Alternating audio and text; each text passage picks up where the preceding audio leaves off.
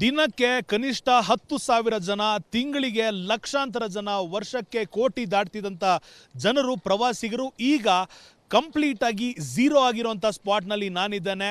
ಪೆಹಲ್ಗಾವ್ನ attack ಎಲ್ಲಾಯಿತು ಆ ಒಂದು ಸ್ಥಳದಿಂದ ಕೇವಲ 6 ಕಿಲೋಮೀಟರ್ ದೂರದಲ್ಲಿರುವಂಥ ಒಂದು ನಿರ್ದಿಷ್ಟವಾದ ಸ್ಥಳದಲ್ಲಿದ್ದೇನೆ. ಇಲ್ಲಿ ಸ್ಥಳೀಯರನ್ನು ಹೊರತುಪಡಿಸಿದರೆ ಇಡೀ ಇಲ್ಲಿ ಟೂರಿಸಂ ಡಿಪಾರ್ಟ್ಮೆಂಟ್ ನಂಬ್ಕೊಂಡಿದ್ದಿದೆ ಪ್ರವಾಸಿಗರನ್ನ. ಅದ್ರ ಜೊತೆಗೆ ಇಲ್ಲಿರುವಂಥ ಅಷ್ಟು ಕ್ಯಾಬ್ಗಳನ್ನು ನಾವೇನು ನೋಡ್ತಾ ಇದ್ದೀವಿ, ಇವರೇ ಇಲ್ಲಿನ ಪ್ರವಾಸಿಗರಿಗೆ ದಾರಿದೀಪವಾಗಿದ್ದವರು. ಒಂದು ವಾಹನ ಒಂದು ದಿನಕ್ಕೆ 2 ಟ್ರಿಪ್ಪನ್ನು ಮಾಡ್ತಾ ಇತ್ತು. 2 ಟ್ರಿಪ್ ಅಂದರೆ ಒಂದು ವಾಹನದ ಕನಿಷ್ಠ ಟ್ರಿಪ್ 2,400 ರೂಪಾಯಿ ಒಂದು ಟ್ರಿಪ್ಗೆ ತೊಗೊಳ್ತಾರೆ. ದೊಡ್ಡ ಗಾಡಿಗಳಾಯಿತು ಅಂದರೆ 2,700 ರೂಪಾಯಿ ತೊಗೊಳ್ತಾರೆ. ದಿನಕ್ಕೆ 2 ಟ್ರಿಪ್ಪನ್ನು ಮಾಡ್ತಾಯಿದ್ರು. ಅಲ್ಲಿಗೆ ಒಂದು ಕುಟುಂಬಕ್ಕೆ ಕನಿಷ್ಠ ಪ್ರತಿದಿನ 5,000 ರೂಪಾಯಿ ಆದರೂ ಆದಾಯ ಬರ್ತಿತ್ತು. ಈ ರೀತಿ ನಿಂತಿರುವಂಥ ವಾಹನಗಳು ಕೇವಲ ಬೆರಳೆಣಿಕೆ ಇಲ್ಲಿರುವಂಥದ್ದು. ತಾತ್ಕಾಲಿಕವಾಗಿ ಸೇಫ್ಟಿ ಪ್ರಿಕಾಷನರಿಗಾಗಿ ಒಂದಿಷ್ಟು ವಾಹನಗಳು ಇಲ್ಲಿ ಇರಲಿ ಅಂತ ನಿಲ್ಲಿಸ್ಕೊಂಡಿದ್ದಾರೆ ಹೊರತು ಇದೇ ರೀತಿ 700 ವಾಹನಗಳು ಕೆಳಗೆ ನಿಂತಿದ್ದಾವೆ. ಯಾರಿಗೂ ಕೆಲಸ ಇಲ್ಲ. ಇಲ್ಲಿರುವಂಥ ಅಷ್ಟು ವಾಹನಗಳು ಸದ್ಯದ ಮಟ್ಟಿಗೆ ನಾವು ಲೆಕ್ಕ ಹಾಕಿದ್ರೂ ಒಂದು 500 ವಾಹನ ಇರ್ಬೋದಷ್ಟೇ. ಆದರೆ ಅಲ್ಲಿ ಕೆಳಗೆ 700 ವಾಹನಗಳ ಯೂನಿಯನ್ ಇರುವಂಥದ್ದು. ಆ ಯೂನಿಯನ್ನಲ್ಲಿರುವಂಥ ಪ್ರತಿಯೊಬ್ಬರು ಇವತ್ತು ಕೆಲಸವಿಲ್ಲದೆ ನಾವು ಬಂದು ಕೆಲ ಗಂಟೆಗಳೇ ಆಯಿತು. ಅಂದಿನಿಂದ ಅಂದರೆ ಅಲ್ಲಿಂದ ಇಲ್ಲಿವರೆಗೂ ಎಲ್ಲರೂ ಖಾಲಿ ಕೂತಿರುವಂಥದ್ದು. ಇಡೀ ರಸ್ತೆ ಯಾವಾಗ ನೋಡಿದರೂ ಟ್ರಾಫಿಕ್ ಜಾಮ್ ಆಗಬೇಕಿತ್ತು. ಬೆಳಗಿಂದ ಸಂಜೆವರೆಗೂ ಟ್ರಾಫಿಕ್ ಜಾಮ್ ಇರ್ತಿತ್ತು. ಕೆಲವೊಂದು ರಸ್ತೆಗಳನ್ನು ದಾಟೋದಕ್ಕೆ 2 ಗಂಟೆಗಳ ಸಮಯ ಬೇಕಾಗಿತ್ತು. ಆದರೆ ಇವತ್ತು ಕೆಲಸವಿಲ್ಲದೆ ಖಾಲಿ ಕೂತಿದ್ದೇವೆ.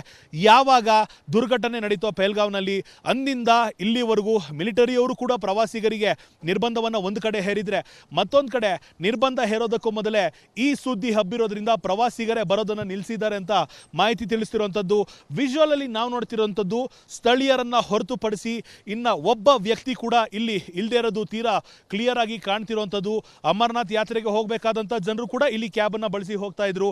ABC ವ್ಯಾಲಿಗೆ ಹೋಗಬೇಕಾದಂಥವ್ರು ಅಂದರೆ ಆರೋ ವ್ಯಾಲಿ, ಬೇತಬ್ ವ್ಯಾಲಿ, ಚಂದಾವಾಡಿ ವ್ಯಾಲಿಗೆ ಹೋಗಬೇಕಾದವರು ಕೂಡ ಇದೇ ಜಾಗಕ್ಕೆ ಬಂದು ಕ್ಯಾಬ್ಗಳನ್ನು ಎಕ್ಸ್ಚೇಂಜ್ ಮಾಡ್ಕೊಂಡು ಹೋಗ್ತಾ ಇದ್ರು. ಅಲ್ಲಿಗೆ ಇಡೀ ವರ್ಷದ ದುಡಿಮೆಯನ್ನು ಕಳ್ಕೊಂಡಿರುವಂಥ ಇಷ್ಟು ವಾಹನಗಳು, ಇಷ್ಟು ಕುಟುಂಬಗಳು, ಇಷ್ಟು ಜನರು ನಾವು ಹೊಟ್ಟೆಗೆ ಏನು ತಿನ್ನಬೇಕು ಅಂತ ಗೊತ್ತಾಗ್ತಿಲ್ಲ ಅನ್ನೊಂದು ಪರಿಸ್ಥಿತಿಯಲ್ಲಿದ್ದಾರೆ. ಇಲ್ಲಿರುವಂಥ 4-5 ಜನ ಏನು ಕಾಣ್ತಿದ್ದಾರೆ ನಮಗೆ, ಇವರಷ್ಟೂ ಕೂಡ ಕ್ಯಾಬ್ನ ಚಾಲಕರಾಗಿರುವಂಥದ್ದು, ಕ್ಯಾಬ್ನ ಮಾಲೀಕರಾಗಿರುವಂಥದ್ದು, ಪ್ರವಾಸೋದ್ಯಮವನ್ನು ನಂಬಿ ಜೀವನ ನಡೆಸ್ತಿರುವಂಥವ್ರಾಗಿರ್ಬೋದು. ಮತ್ತೊಂದು ಕಡೆ ಇಲ್ಲಿರುವಂಥ ಅಂಗಡಿಗಳೇನಿದ್ದಾವೆ, ಕಾಶ್ಮೀರಕ್ಕೆ ಬಂದಾಗ ಪಶ್ಮಿನಾ ಶಾಲ್ ಇರ್ಬೋದು, ಅನೇಕ ರೀತಿಯ ಇಲ್ಲಿರುವ ಬಟ್ಟೆಗಳನ್ನು ಖರೀದಿ ಮಾಡ್ತಾರೆ. ಆದರೆ ಈ ಅಂಗಡಿಗಳು ಕೂಡ ಈ ಸದ್ಯದ ಮಟ್ಟಿಗೆ ಖಾಲಿ ಇರೋಂಥವು. ಬೆಳಿಗ್ಗೆಯಿಂದ ಸಂಜೆವರೆಗೂ ಒಬ್ಬನೇ ಕೂರ್ತಾನೆ, ವ್ಯಾಪಾರವನ್ನು ಮಾಡೋದಕ್ಕೆ ಬರ್ತಾನೆ, 1 ರೂಪಾಯಿ ವ್ಯಾಪಾರ ಕೂಡ ಆಗ್ತಿಲ್ಲ ಅನ್ನೊಂದು ಬೇಸರದಲ್ಲಿದ್ದಾನೆ.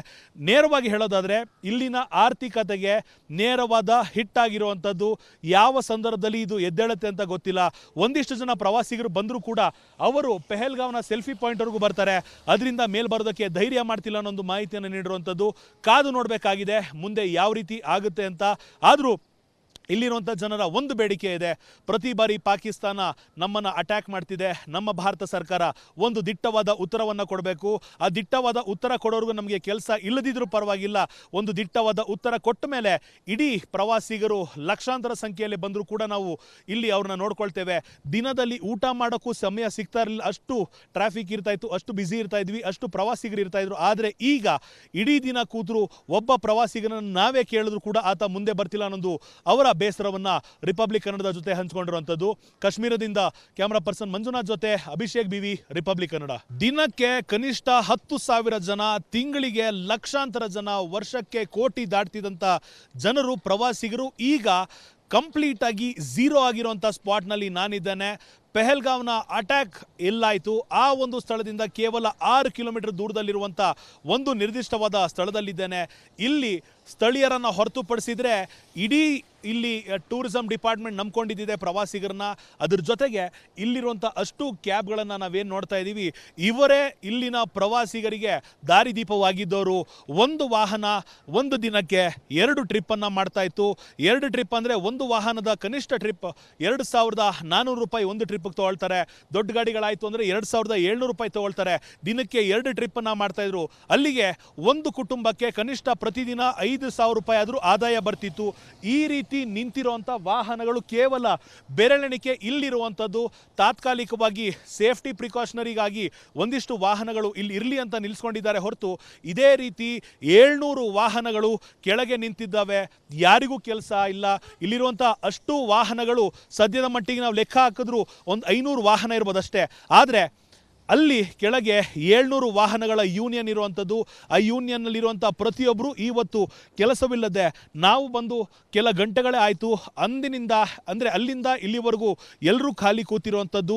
ಇಡೀ ರಸ್ತೆ ಯಾವಾಗ ನೋಡಿದರೂ ಟ್ರಾಫಿಕ್ ಜಾಮ್ ಆಗಬೇಕಿತ್ತು. ಬೆಳಗಿಂದ ಸಂಜೆವರೆಗೂ ಟ್ರಾಫಿಕ್ ಜಾಮ್ ಇರ್ತಿತ್ತು. ಕೆಲವೊಂದು ರಸ್ತೆಗಳನ್ನು ದಾಟೋದಕ್ಕೆ 2 ಗಂಟೆಗಳ ಸಮಯ ಬೇಕಾಗಿತ್ತು. ಆದರೆ ಇವತ್ತು ಕೆಲಸವಿಲ್ಲದೆ ಖಾಲಿ ಕೂತಿದ್ದೇವೆ. ಯಾವಾಗ ದುರ್ಘಟನೆ ನಡೀತೋ ಪಹಲ್ಗಾವ್ನಲ್ಲಿ ಅಂದಿನಿಂದ ಇಲ್ಲಿವರೆಗೂ ಮಿಲಿಟರಿಯವರು ಕೂಡ ಪ್ರವಾಸಿಗರಿಗೆ ನಿರ್ಬಂಧವನ್ನು ಒಂದು ಕಡೆ ಹೇರಿದರೆ ಮತ್ತೊಂದು ಕಡೆ ನಿರ್ಬಂಧ ಹೇರೋದಕ್ಕೂ ಮೊದಲೇ ಈ ಸುದ್ದಿ ಹಬ್ಬಿರೋದ್ರಿಂದ ಪ್ರವಾಸಿಗರೇ ಬರೋದನ್ನು ನಿಲ್ಲಿಸಿದ್ದಾರೆ ಅಂತ ಮಾಹಿತಿ ತಿಳಿಸ್ತಿರುವಂಥದ್ದು. ವಿಜುವಲಲ್ಲಿ ನಾವು ನೋಡ್ತಿರುವಂಥದ್ದು ಸ್ಥಳೀಯರನ್ನು ಹೊರತುಪಡಿಸಿ ಇನ್ನು ಒಬ್ಬ ವ್ಯಕ್ತಿ ಕೂಡ ಇಲ್ಲಿ ಇಲ್ಲದೆ ಇರೋದು ತೀರಾ ಕ್ಲಿಯರ್ ಆಗಿ ಕಾಣ್ತಿರುವಂಥದ್ದು. ಅಮರನಾಥ್ ಯಾತ್ರೆಗೆ ಹೋಗಬೇಕಾದಂಥ ಜನರು ಕೂಡ ಇಲ್ಲಿ ಕ್ಯಾಬನ್ನು ಬಳಸಿ ಹೋಗ್ತಾ ಇದ್ರು. ABC ವ್ಯಾಲಿಗೆ ಹೋಗಬೇಕಾದಂಥವ್ರು ಅಂದರೆ ಆರೋ ವ್ಯಾಲಿ, ಬೇತಬ್ ವ್ಯಾಲಿ, ಚಂದಾವಾಡಿ ವ್ಯಾಲಿಗೆ ಹೋಗಬೇಕಾದವರು ಕೂಡ ಇದೇ ಜಾಗಕ್ಕೆ ಬಂದು ಕ್ಯಾಬ್ಗಳನ್ನು ಎಕ್ಸ್ಚೇಂಜ್ ಮಾಡ್ಕೊಂಡು ಹೋಗ್ತಾ ಇದ್ರು. ಅಲ್ಲಿಗೆ ಇಡೀ ವರ್ಷದ ದುಡಿಮೆಯನ್ನು ಕಳ್ಕೊಂಡಿರುವಂಥ ಇಷ್ಟು ವಾಹನಗಳು, ಇಷ್ಟು ಕುಟುಂಬಗಳು, ಇಷ್ಟು ಜನರು ನಾವು ಹೊಟ್ಟೆಗೆ ಏನು ತಿನ್ನಬೇಕು ಅಂತ ಗೊತ್ತಾಗ್ತಿಲ್ಲ ಅನ್ನೊಂದು ಪರಿಸ್ಥಿತಿಯಲ್ಲಿದ್ದಾರೆ. ಇಲ್ಲಿರುವಂಥ 4-5 ಜನ ಏನು ಕಾಣ್ತಿದ್ದಾರೆ ನಮಗೆ, ಇವರಷ್ಟೂ ಕೂಡ ಕ್ಯಾಬ್ನ ಚಾಲಕರಾಗಿರುವಂಥದ್ದು, ಕ್ಯಾಬ್ನ ಮಾಲೀಕರಾಗಿರುವಂಥದ್ದು, ಪ್ರವಾಸೋದ್ಯಮವನ್ನು ನಂಬಿ ಜೀವನ ನಡೆಸ್ತಿರುವಂಥವ್ರಾಗಿರ್ಬೋದು.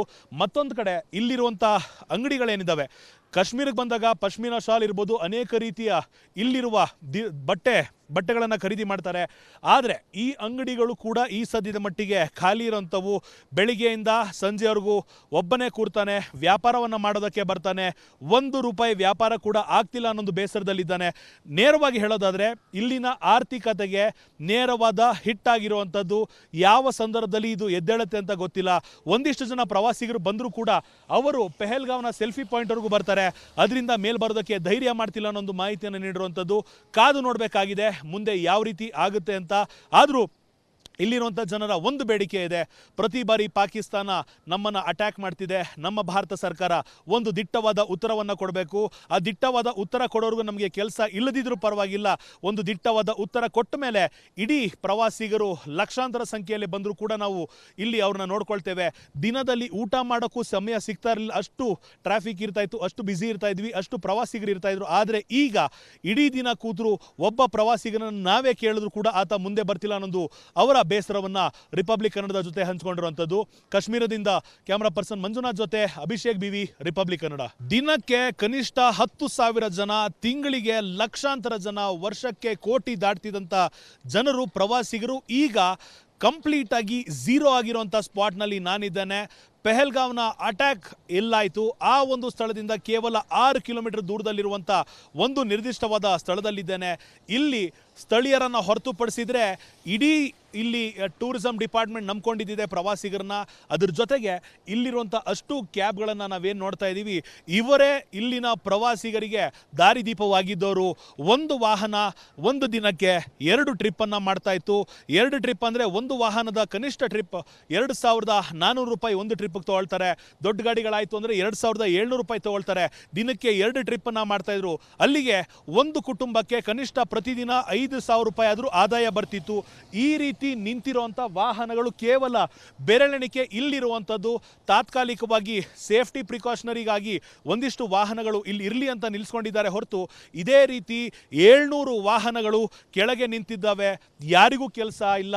ಇಲ್ಲಿರುವಂಥ ಅಷ್ಟು ವಾಹನಗಳು ಸದ್ಯದ ಮಟ್ಟಿಗೆ ನಾವು ಲೆಕ್ಕ ಹಾಕಿದ್ರು ಒಂದು 500 ವಾಹನ ಇರ್ಬೋದಷ್ಟೇ. ಆದರೆ ಅಲ್ಲಿ ಕೆಳಗೆ 700 ವಾಹನಗಳ ಯೂನಿಯನ್ ಇರುವಂಥದ್ದು. ಆ ಯೂನಿಯನ್ನಲ್ಲಿರುವಂಥ ಪ್ರತಿಯೊಬ್ಬರು ಇವತ್ತು ಕೆಲಸವಿಲ್ಲದೆ ನಾವು ಬಂದು ಕೆಲ ಗಂಟೆಗಳೇ ಆಯಿತು. ಅಂದಿನಿಂದ ಅಂದರೆ ಅಲ್ಲಿಂದ ಇಲ್ಲಿವರೆಗೂ ಎಲ್ಲರೂ ಖಾಲಿ ಕೂತಿರುವಂಥದ್ದು. ಇಡೀ ರಸ್ತೆ ಯಾವಾಗ ನೋಡಿದರೂ ಟ್ರಾಫಿಕ್ ಜಾಮ್ ಆಗಬೇಕಿತ್ತು. ಬೆಳಗಿಂದ ಸಂಜೆವರೆಗೂ ಟ್ರಾಫಿಕ್ ಜಾಮ್ ಇರ್ತಿತ್ತು. ಕೆಲವೊಂದು ರಸ್ತೆಗಳನ್ನು ದಾಟೋದಕ್ಕೆ 2 ಗಂಟೆಗಳ ಸಮಯ ಬೇಕಾಗಿತ್ತು. ಆದರೆ ಇವತ್ತು ಕೆಲಸವಿಲ್ಲದೆ ಖಾಲಿ ಕೂತಿದ್ದೇವೆ. ಯಾವಾಗ ದುರ್ಘಟನೆ ನಡೀತೋ ಪಹಲ್ಗಾವ್ನಲ್ಲಿ ಅಂದಿನಿಂದ ಇಲ್ಲಿವರೆಗೂ ಮಿಲಿಟರಿಯವರು ಕೂಡ ಪ್ರವಾಸಿಗರಿಗೆ ನಿರ್ಬಂಧವನ್ನು ಒಂದು ಕಡೆ ಹೇರಿದ್ರೆ, ಮತ್ತೊಂದು ಕಡೆ ನಿರ್ಬಂಧ ಹೇರೋದಕ್ಕೂ ಮೊದಲೇ ಈ ಸುದ್ದಿ ಹಬ್ಬಿರೋದ್ರಿಂದ ಪ್ರವಾಸಿಗರೇ ಬರೋದನ್ನು ನಿಲ್ಲಿಸಿದ್ದಾರೆ ಅಂತ ಮಾಹಿತಿ ತಿಳಿಸ್ತಿರುವಂಥದ್ದು. ವಿಜುವಲ್ ಅಲ್ಲಿ ನಾವು ನೋಡ್ತಿರುವಂಥದ್ದು ಸ್ಥಳೀಯರನ್ನ ಹೊರತುಪಡಿಸಿ ಇನ್ನ ಒಬ್ಬ ವ್ಯಕ್ತಿ ಕೂಡ ಇಲ್ಲಿ ಇಲ್ಲದೆ ಇರೋದು ತೀರಾ ಕ್ಲಿಯರ್ ಆಗಿ ಕಾಣ್ತಿರುವಂಥದ್ದು. ಅಮರನಾಥ್ ಯಾತ್ರೆಗೆ ಹೋಗಬೇಕಾದಂಥ ಜನರು ಕೂಡ ಇಲ್ಲಿ ಕ್ಯಾಬನ್ನು ಬಳಸಿ ಹೋಗ್ತಾ ಇದ್ರು. ABC ವ್ಯಾಲಿಗೆ ಹೋಗಬೇಕಾದಂಥವ್ರು ಅಂದರೆ ಆರೋ ವ್ಯಾಲಿ, ಬೇತಬ್ ವ್ಯಾಲಿ, ಚಂದಾವಾಡಿ ವ್ಯಾಲಿಗೆ ಹೋಗಬೇಕಾದವರು ಕೂಡ ಇದೇ ಜಾಗಕ್ಕೆ ಬಂದು ಕ್ಯಾಬ್ಗಳನ್ನು ಎಕ್ಸ್ಚೇಂಜ್ ಮಾಡ್ಕೊಂಡು ಹೋಗ್ತಾ ಇದ್ರು. ಅಲ್ಲಿಗೆ ಇಡೀ ವರ್ಷದ ದುಡಿಮೆಯನ್ನು ಕಳ್ಕೊಂಡಿರುವಂಥ ಇಷ್ಟು ವಾಹನಗಳು, ಇಷ್ಟು ಕುಟುಂಬಗಳು, ಇಷ್ಟು ಜನರು ನಾವು ಹೊಟ್ಟೆಗೆ ಏನು ತಿನ್ನಬೇಕು ಅಂತ ಗೊತ್ತಾಗ್ತಿಲ್ಲ ಅನ್ನೊಂದು ಪರಿಸ್ಥಿತಿಯಲ್ಲಿದ್ದಾರೆ. ಇಲ್ಲಿರುವಂಥ 4-5 ಜನ ಏನು ಕಾಣ್ತಿದ್ದಾರೆ ನಮಗೆ, ಇವರಷ್ಟೂ ಕೂಡ ಕ್ಯಾಬ್ನ ಚಾಲಕರಾಗಿರುವಂಥದ್ದು, ಕ್ಯಾಬ್ನ ಮಾಲೀಕರಾಗಿರುವಂಥದ್ದು, ಪ್ರವಾಸೋದ್ಯಮವನ್ನು ನಂಬಿ ಜೀವನ ನಡೆಸ್ತಿರುವಂಥವ್ರಾಗಿರ್ಬೋದು. ಮತ್ತೊಂದು ಕಡೆ ಇಲ್ಲಿರುವಂಥ ಅಂಗಡಿಗಳೇನಿದ್ದಾವೆ, ಕಾಶ್ಮೀರಕ್ಕೆ ಬಂದಾಗ ಪಶ್ಮಿನಾ ಶಾಲ್ ಇರ್ಬೋದು, ಅನೇಕ ರೀತಿಯ ಇಲ್ಲಿರುವ ಬಟ್ಟೆಗಳನ್ನು ಖರೀದಿ ಮಾಡ್ತಾರೆ. ಆದರೆ ಈ ಅಂಗಡಿಗಳು ಕೂಡ ಈ ಸದ್ಯದ ಮಟ್ಟಿಗೆ ಖಾಲಿ ಇರೋಂಥವು. ಬೆಳಿಗ್ಗೆಯಿಂದ ಸಂಜೆವರೆಗೂ ಒಬ್ಬನೇ ಕೂರ್ತಾನೆ, ವ್ಯಾಪಾರವನ್ನು ಮಾಡೋದಕ್ಕೆ ಬರ್ತಾನೆ, ₹1 ವ್ಯಾಪಾರ ಕೂಡ ಆಗ್ತಿಲ್ಲ ಅನ್ನೊಂದು ಬೇಸರದಲ್ಲಿದ್ದಾನೆ. ನೇರವಾಗಿ ಹೇಳೋದಾದರೆ ಇಲ್ಲಿನ ಆರ್ಥಿಕತೆಗೆ ನೇರವಾದ ಹಿಟ್ ಆಗಿರುವಂಥದ್ದು. ಯಾವ ಸಂದರ್ಭದಲ್ಲಿ ಇದು ಎದ್ದೇಳುತ್ತೆ ಅಂತ ಗೊತ್ತಿಲ್ಲ. ಒಂದಿಷ್ಟು ಜನ ಪ್ರವಾಸಿಗರು ಬಂದರೂ ಕೂಡ ಅವರು ಪೆಹಲ್ಗಾವ್ನ ಸೆಲ್ಫಿ ಪಾಯಿಂಟ್ವರೆಗೂ ಬರ್ತಾರೆ, ಅದರಿಂದ ಮೇಲ್ ಬರೋದಕ್ಕೆ ಧೈರ್ಯ ಮಾಡ್ತಿಲ್ಲ ಅನ್ನೊಂದು ಮಾಹಿತಿಯನ್ನು ನೀಡಿರುವಂಥದ್ದು. ಕಾದು ನೋಡಬೇಕಾಗಿದೆ ಮುಂದೆ ಯಾವ ರೀತಿ ಆಗುತ್ತೆ ಅಂತ. ಆದರೂ ಇಲ್ಲಿರುವಂಥ ಜನರ ಒಂದು ಬೇಡಿಕೆ ಇದೆ. ಪ್ರತಿ ಬಾರಿ ಪಾಕಿಸ್ತಾನ ನಮ್ಮನ್ನು ಅಟ್ಯಾಕ್ ಮಾಡ್ತಿದೆ, ನಮ್ಮ ಭಾರತ ಸರ್ಕಾರ ಒಂದು ದಿಟ್ಟವಾದ ಉತ್ತರವನ್ನು ಕೊಡಬೇಕು. ಆ ದಿಟ್ಟವಾದ ಉತ್ತರ ಕೊಡೋರ್ಗೂ ನಮಗೆ ಕೆಲಸ ಇಲ್ಲದಿದ್ರೂ ಪರವಾಗಿಲ್ಲ, ಒಂದು ದಿಟ್ಟವಾದ ಉತ್ತರ ಕೊಟ್ಟ ಮೇಲೆ ಇಡೀ ಪ್ರವಾಸಿಗರು ಲಕ್ಷಾಂತರ ಸಂಖ್ಯೆಯಲ್ಲಿ ಬಂದರೂ ಕೂಡ ನಾವು ಇಲ್ಲಿ ಅವ್ರನ್ನ ನೋಡ್ಕೊಳ್ತೇವೆ. ದಿನದಲ್ಲಿ ಊಟ ಮಾಡೋಕ್ಕೂ ಸಮಯ ಸಿಗ್ತಾ ಇರಲಿಲ್ಲ, ಅಷ್ಟು ಟ್ರಾಫಿಕ್ ಇರ್ತಾಯಿತ್ತು, ಅಷ್ಟು ಬ್ಯುಸಿ ಇರ್ತಾ ಇದ್ವಿ, ಅಷ್ಟು ಪ್ರವಾಸಿಗರು ಇರ್ತಾಯಿದ್ರು. ಆದರೆ ಈಗ ಇಡೀ ದಿನ ಕೂತರು ಒಬ್ಬ ಪ್ರವಾಸಿಗರನ್ನು ನಾವೇ ಕೇಳಿದ್ರು ಕೂಡ ಆತ ಮುಂದೆ ಬರ್ತಿಲ್ಲ ಅನ್ನೋದು ಅವರ ಬೇಸರವನ್ನ ರಿಪಬ್ಲಿಕ್ ಕನ್ನಡದ ಜೊತೆ ಹಂಚಿಕೊಂಡಿರುವಂಥದ್ದು. ಕಾಶ್ಮೀರದಿಂದ ಕ್ಯಾಮರಾ ಪರ್ಸನ್ ಮಂಜುನಾಥ್ ಜೊತೆ ಅಭಿಷೇಕ್ BV, ರಿಪಬ್ಲಿಕ್ ಕನ್ನಡ.